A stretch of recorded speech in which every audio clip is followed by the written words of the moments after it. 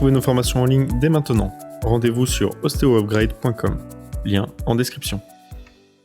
Dans le cadre des tests orthopédiques du rachis cervical, nous allons aujourd'hui voir le Alar Ligament Stress Test.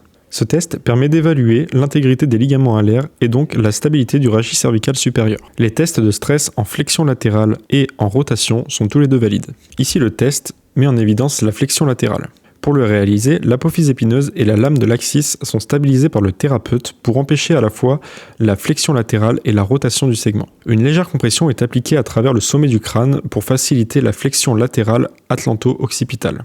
La flexion latérale passive est ensuite appliquée en utilisant une pression à travers la tête du patient. Si la fixation de l'axis est adéquate, le mouvement n'est alors pas permis. Par conséquent, aucune flexion latérale ne devrait se produire. Il est recommandé d'effectuer les tests dans 3 plans, neutres, en flexion et en extension, pour tenir compte de la variation de l'orientation du ligament alaire. Pour qu'un test de stress en flexion latérale soit considéré comme positif, pour une lésion du ligament alaire, un mouvement excessif dans les 3 plans de test doit être évident. Un effet direct de ces tests cliniques sur les ligaments alaires a été démontré.